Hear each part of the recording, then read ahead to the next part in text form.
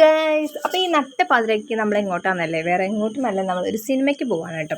അപ്പോൾ സിനിമ കാണാൻ നമ്മളിത് രാത്രി 11 മണി സമയമായിട്ടുണ്ട് ഏകദേശം.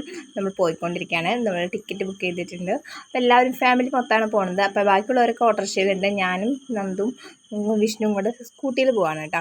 അപ്പോൾ ആരും ഇറങ്ങിയിട്ടൊന്നുമില്ല, പിള്ളേരൊക്കെ. അപ്പോൾ ഈ സിനിമയ്ക്ക് ഒരു പ്രത്യേകതയുണ്ട് ഈ സിനിമ കാണാൻ പോക്കിന്.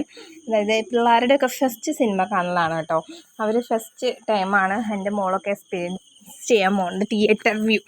അപ്പോൾ എങ്ങനെയാവും എന്താവും എന്ന് പേടിച്ചിട്ടാണ് ഇരിക്കുന്നത്. അപ്പോൾ നമ്മൾ പിള്ളേരെ സെറ്റാക്കാൻ വേണ്ടി തന്നെ ആദ്യം തന്നെ 2 പോപ്കോണൊക്കെ വാങ്ങിച്ച് അങ്ങനെ നേരെ തിയേറ്ററിൽ കയറിയിട്ടുണ്ട്. അപ്പോൾ അവരത് കഴിച്ചോളൂല്ലോ.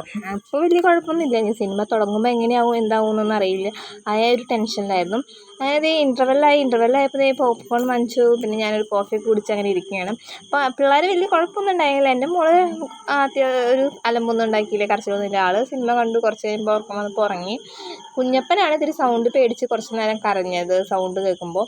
വേറെ പ്രശ്നങ്ങളൊന്നും ഉണ്ടായില്ല. പിന്നെ ഞാനെന്ന് പറഞ്ഞാൽ അവളെ 8 മന്ത് വരെ പ്രഗ്നൻ്റ് ആയിരുന്നപ്പോൾ കണ്ടതാണ്. അതിന് ശേഷം ഇതൊരു ഇടവേളകൾക്ക് ശേഷമാണ് ഞാനും ഒരു 1.5 വർഷത്തെ ഗ്യാപ്പ് ഇട്ടിട്ടാണ് ഞാനും ഒരു സിനിമയ്ക്ക് പോകുന്നത്.